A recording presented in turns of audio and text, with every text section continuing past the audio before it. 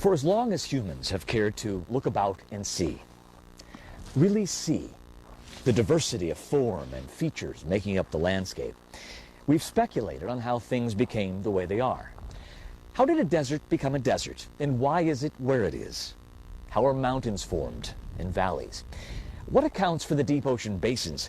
And how do you explain islands sprouting up out of them?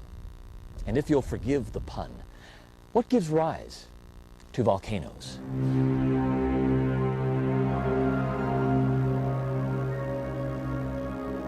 Some people didn't stop with the land's features.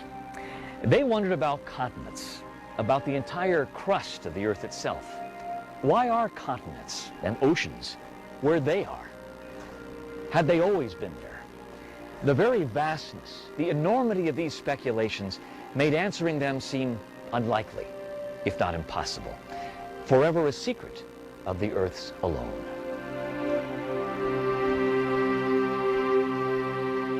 Menlo Park is a suburban community 30 miles south of San Francisco.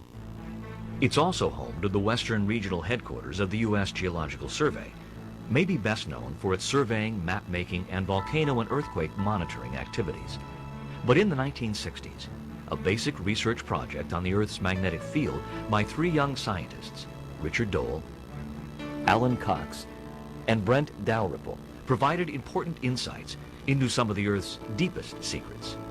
In the end, it laid the foundation for what became a revolution in the Earth sciences, a revolution we now call plate tectonics. Plate tectonics has reshaped our entire view of how the Earth works.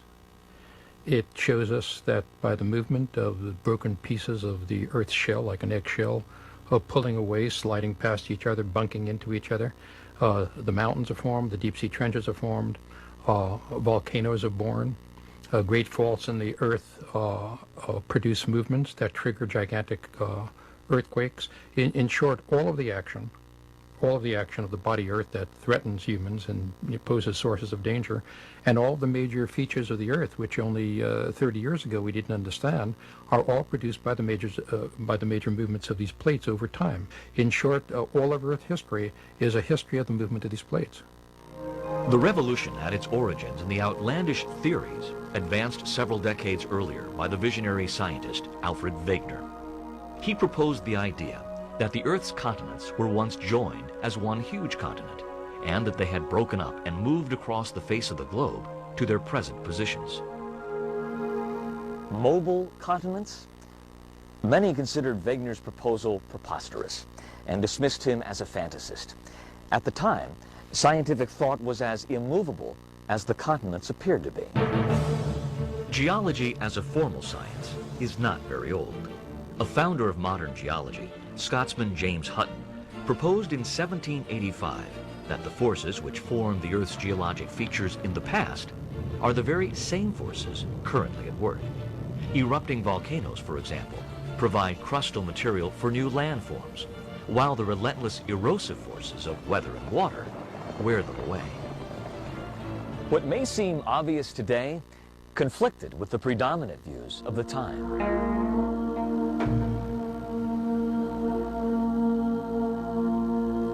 It was widely held that miraculous events were responsible for the Earth's features. Moreover, the Earth itself was thought to be no more than 6,000 years old.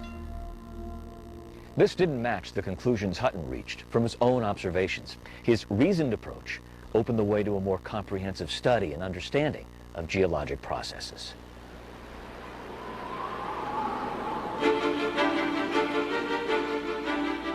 In the years that followed, the earth sciences were the subject of intense interest and activity. Geologists made great strides in explaining the dynamic forces responsible for the Earth's features. Paleontologists, scientists who study fossils, divided a large part of the Earth's 4.5 billion year history into an unfolding story of meaningful chapters. But scientists had yet to answer some of the most intriguing questions about Earth processes. One persistent mystery was how the land masses attained their current positions on the globe. Through the years, various observers had noticed how certain continents, notably South America and Africa, had coastlines that, if pushed together, seemed to fit.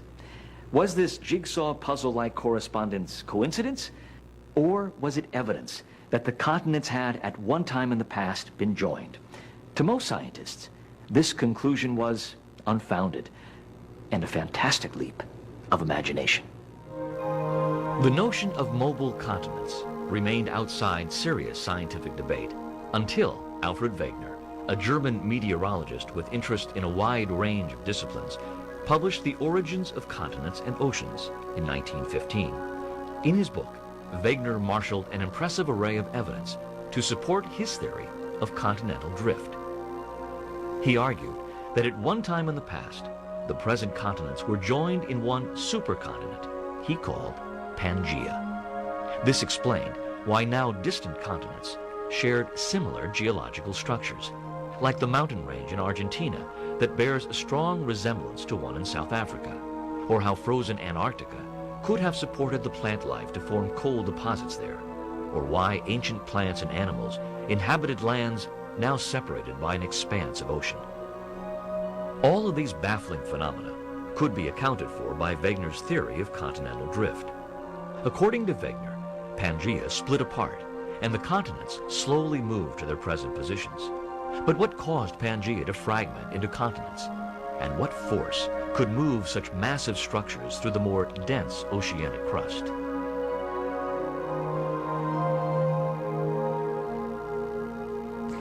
Wegener's inability to provide an acceptable reason or mechanism for continental breakup and movement led to his theory's rejection by most scientists. He labored unsuccessfully for years to have his theory accepted, but when he died tragically in 1930 on an expedition in Greenland, his theory faded with him.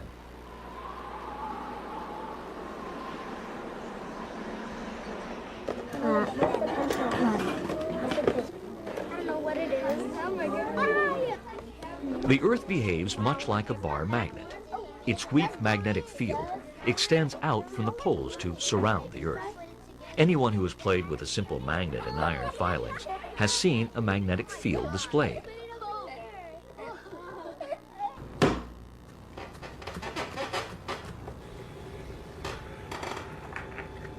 Since at least the 17th century, an interesting phenomenon was noticed about pottery made with certain clays that were fired at high temperatures. When placed close to a compass, the cooled ceramic revealed it had been magnetized by the Earth's magnetic field. Somehow, during the firing process, the clay had recorded the direction of the Earth's field, which the hardened pottery now retained. No one knew why. In 1906, two French researchers, Bernard Bruins and Pierre David, came across rocks, volcanic rocks with a magnetism opposite to that of the Earth's. Surprisingly, in these rocks, the north and south poles were reversed. Soon after the discovery in France, others found rocks with reversed magnetic polarity in other parts of the world. We're here in the foothills of the Sierra Nevada mountain range of California, in an area of past volcanic activity. Now, there's something unusual right underfoot, but without a magnetometer to measure the magnetic field, you wouldn't know it. Let me show you.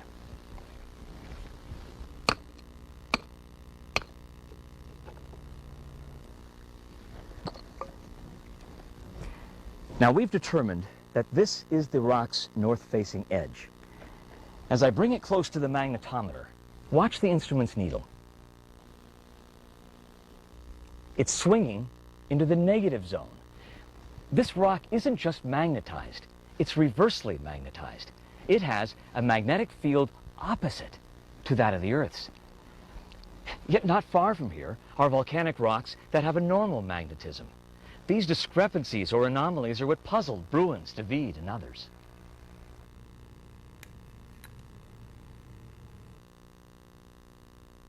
What could possibly account for this variation in one of the Earth's fundamental forces, magnetism? Scientists arrived at two possible explanations. The first was that there was something intrinsic to certain rocks that caused the magnetic minerals in them to spontaneously reverse polarity. Although researchers didn't know what that property was, this explanation at least seemed more plausible than the alternative. In the second view, scientists suggested that the Earth's magnetic field itself changed polarity. Could hot volcanic rock, at the time of its formation, acquire the Earth's magnetic field like the potter's fired clay? As it cooled, the rock would in effect record the Earth's magnetic field, whether normal, as it is today, or reversed. But the image of the Earth's field switching north and south magnetic poles was just too audacious for most scientists. Still, neither of the explanations could be proved nor disproved at the time, so the mystery remained.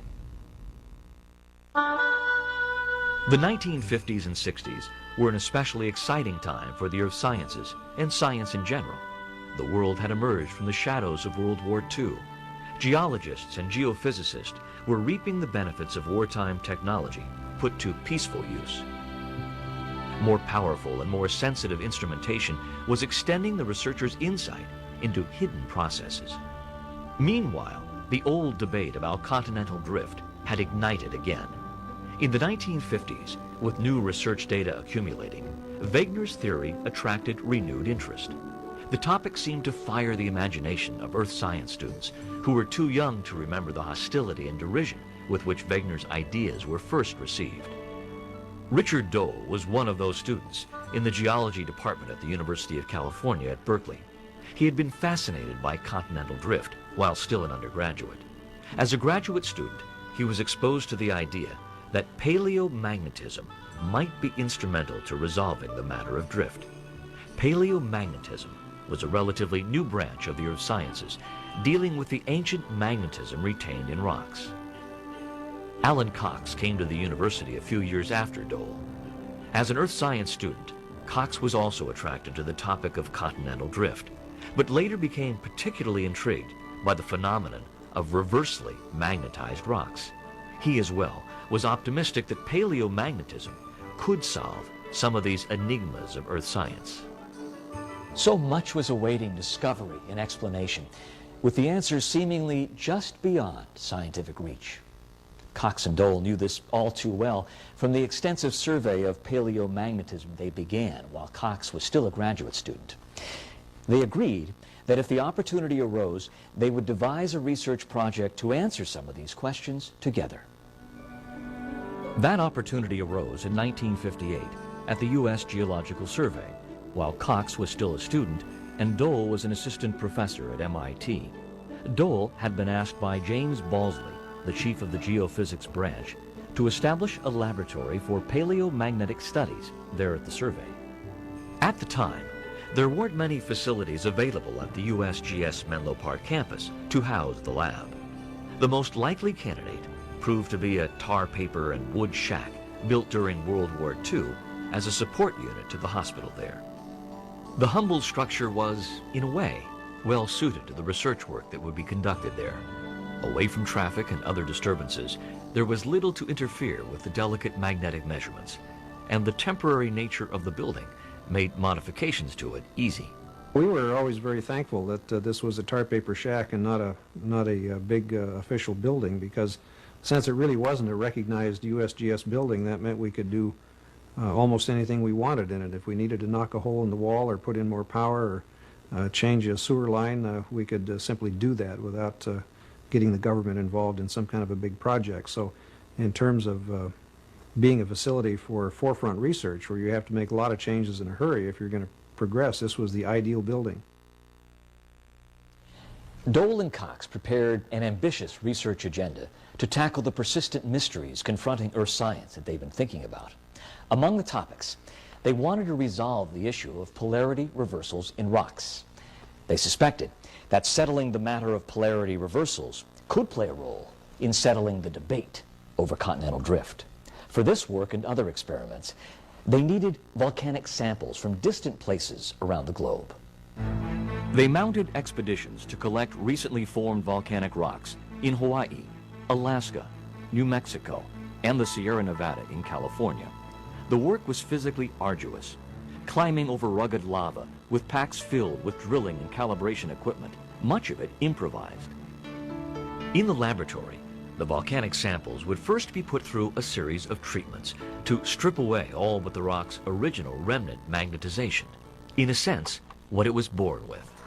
The measured orientation of that magnetization would then be used to determine if it was normal or reversed. If these sample rocks of roughly the same age all showed the same polarity, polarity reversal was due to reversal of the Earth's magnetic field and not some property of the rock itself. The consistency was evident. It didn't matter where they were from. Most of those rocks, thought to be somewhat older than the beginning of the ice ages, about 1 million years ago, had a remnant magnetization reversed from what the Earth's is presently. North was south, and south was north. Incredibly, the logical explanation was that the Earth's field itself was reversed when the rocks were formed. But were they measuring a single event or a frequent occurrence? If reversals were common, did they happen at regular or irregular intervals? For that matter, how long did a reversal last? To answer these questions, Dole and Cox needed precise dates. Relative ages, based upon the order in which the rocks were laid down, wouldn't be of much help. At the time Cox and Dole were students at UC Berkeley, Dr. John Reynolds of the physics department was perfecting an instrument that would later prove critical to their research. In order to calculate the age of a rock, scientists must measure the proportion of specific elements in them. They use an instrument called a mass spectrometer for this, and the one John Reynolds made was much more sensitive than any previously developed. The dating procedure works because volcanic rocks contain a radioactive element, potassium. When potassium decays, it produces another element, argon. What's important is that the decay occurs at a known rate. Since scientists know the rate of decay, measuring the amounts of potassium and argon allows them to pinpoint the age of a rock. But argon is a gas, and extracting it is a tricky process, requiring great skill and an elaborate laboratory. Neither Cox nor Dole were trained in the radiometric dating of rocks. They needed someone else who could set up a lab and extract argon gas from the samples for use in dating with the Reynolds-type mass spectrometer. Brent Dalrymple was one of the first students at the University of California at Berkeley, trained in the use of the Reynolds mass spectrometer. He happened to meet Dole and Cox while doing field research in the Sierra Nevada for his thesis. During late-night discussions at their campsite, Cox related the mysterious phenomenon of magnetic reversals and how the riddle might be solved. Dalrymple was of course keen to learn that precise dating of rocks was crucial to such an experiment. After graduation, Dalrymple was asked to join the Rock Magnetics project by Dole to perform argon extraction from the rock samples for precise dating. Because the project didn't have its own mass spectrometer, the samples were sent to other USGS labs for analysis. The results were slow to return. The first set of data published by the USGS team in June of 1963 was consistent with an assumption that the geomagnetic field was reversing with regularity every 1 or every half-million years. However, with only 3 polarity intervals known, each lasting about 1 million years, it was too early to know if reversals typically lasted for that span of time. But one had to wonder if the Earth's magnetic field alternated with a regular pulse. At the time Brent Dalrymple was at Berkeley, he was one of only a handful of students learning the Reynolds mass spectrometer for rock dating. Another was a young Australian, Ian McDougall, who after his training returned home to a newly completed rock dating lab assembled by Professor Jack Evernden of Berkeley. It was an exact replication of Berkeley's lab, right down to its Reynolds mass spectrometer. Not surprisingly, the next addition to the timescale didn't come from the Rock Magnetics lab, but from Ian McDougall's group in Australia. They found a different time boundary for the onset of the most recent magnetically reversed interval, which pushed the duration out another half-million years. The Australians also found evidence for 2 additional polarity reversals, further back in time. Maybe the reversals occurred with more complexity than suspected. The work going on in Australia pointed up how desperately the USGS team needed its own radiometric rock dating lab and Reynolds mass spectrometer. But setting up such a facility was no small task. It could take a year or more. Much of the complex equipment had to be designed and built from scratch. Brent Dalrymple worked day and night with two technicians, Major Lillard and Nat Sherrill, to construct the lab. The glass flight tube for the mass spectrometer came from the university in Berkeley. This is the tube part of a Reynolds mass spectrometer. This is the mass spectrometer we actually used in the magnetic field experiments. The gas would come into this end of the tube, and it would go through the source area, represented by these metal plates, where the gas was ionized. That is, each atom would pick up an electrical charge. Then the ion beam would go down through this part of the tube where it's bent, and there would be a magnet on either side that would separate that ion beam into ion beams of differing mass at this end. By varying the strength of the magnet, we could put any ion beam we wished into the collector, and as each ion beam went into the collector, it created an electrical signal, and the strength of that electrical signal was a direct indication of the relative proportions of the different argon isotopes in that particular sample. And that information was then used as part of the age calculation. By the early months of 1964, it was quite clear that from about 1 to 2.5 million years ago, the Earth's field had indeed reversed its polarity. And so it was that self-reversal became a footnote in history. While the paleomagnetists were chasing the mystery of magnetic reversals, marine geophysicists were pondering some unusual data collected from the sea floor. In 1961, English scientist Drummond Matthews took magnetic measurements over a small patch of seafloor in the Indian Ocean. His instruments revealed a series of alternating magnetic bands of greater and lesser magnitude across the ocean bottom near a submarine feature called the Carlsberg Ridge. This banding, like the stripes on a zebra, was unique to the seafloor and in fact had been detected earlier in other parts of the world's oceans. Various hypotheses were proposed to account for these peculiar magnetic anomalies, but none were conclusive. But Matthew's doctoral student, Fred Vine, hit upon a novel explanation, which coincidentally was also proposed by Lawrence Morley of the Canadian Geological Survey. It was based on the unproved concept of seafloor spreading, proposed some years earlier by Harry Hess of Princeton University. Winding around the Earth, much like the seam on a baseball, is a remarkable feature called the mid-ocean ridge. Hess's idea was that the seafloor was spreading outward on either side from the mid-ocean ridge. He suggested that the ridge provided new seafloor material as molten rock welled up from inside the Earth. Vine and Matthews, and Morley independently, deduced that the magnetic stripes were normal and reversely magnetized blocks of the seafloor, due to the Earth changing the direction of its magnetic field, as some had suggested. This idea led Vine to conclude in 1963 that the normal and reverse banding represented a kind of fossilized record of past periods of seafloor spreading. Compared to each other, the pattern of banding Vine saw imprinted on the seafloor was reminiscent of the polarity reversal timescale that Dole, Cox, and Dalrymple were developing from terrestrial samples. At the time, though, Vine didn't see a correspondence. The time scale was just too crude.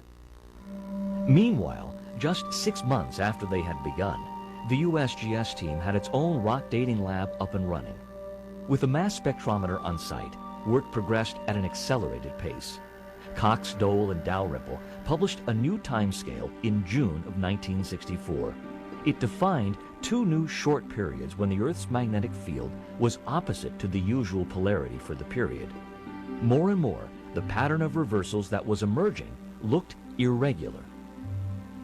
Additional testing of young rock samples confirmed or refined the June timescale. 3 succeeding versions didn't change much in appearance, but one last area on the timescale stubbornly resisted explanation. The data indicated that something may have happened between 700,000 and 1 million years ago. Could it be another previously undetected reversal? Samples taken from the Jemez Mountains of New Mexico provided the key that unlocked a virtual vault of revelations. Around 900,000 years ago, during a reversed period, the Earth's magnetic field switched to a normal orientation. They called it the Jaramillo event, after the creek near the location where the samples were taken. And its discovery at last snapped the picture of magnetic reversals for the past 4 million years into sharp focus. This new timescale revealed a record of global-wide polarity reversals occurring irregularly every 1 to 1.5 million years, with a few very short periods of opposing polarity. The random nature of the pattern was a critical feature. It produced a pattern as unique as a person's fingerprint. Just as fingerprints are used to solve crimes, the time-scale pattern helps solve the mystery on the sea floor, and more. In late 1965, Brent Dalrymple presented the Rock Magnetic Lab findings at a meeting of the Geological Society of America. Fred Vine was also at the meeting to report recent work on seafloor magnetic anomalies.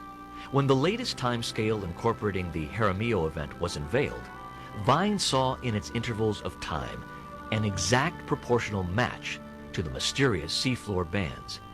It was a revelation and the start of a revolution in Earth science. The definition of the reversal timescale, and in particular the final piece of the jigsaw to be put in place, the Jaramillo event, was absolutely crucial to the vindication of my idea, the verification of my idea, and hence seafloor spreading, which ultimately led to plate tectonics.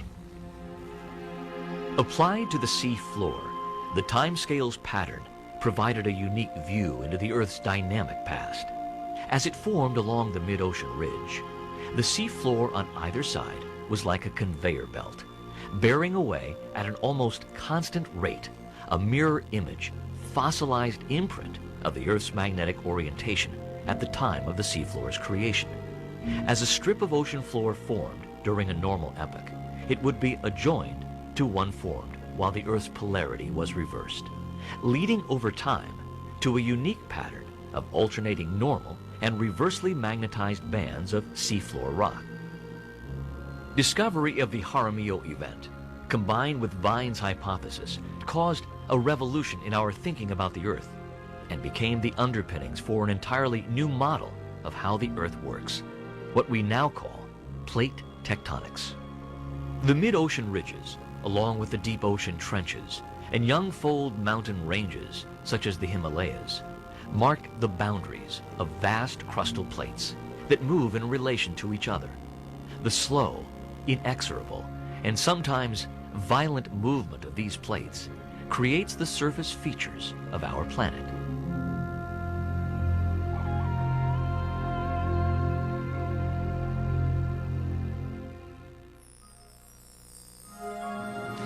Alfred Wegener was right after all. The continents do move, but not by themselves as he had proposed. Instead, they sit astride the floating crustal plates, hitching a ride, as it were. Modern computer reconstructions of the fit among the continents as they once existed in the single landmass of Pangaea have replaced the imaginative drawings by observers of an earlier age. But to theirs and Wegener's credit, they are striking in their similarity. At the time of their investigations, Richard Dole, Alan Cox, and Brent Dalrymple couldn't have anticipated the impact their work would have. To them, polarity reversals of the Earth's magnetic field was an overlooked but promising area of scientific inquiry. Who could have guessed that their timescale would be the Rosetta Stone that unlocked some of the Earth's deepest secrets? That it would trigger a revolution in our perceptions of the Earth. But then revolutions have to begin somewhere. Why not in a tar paper shack?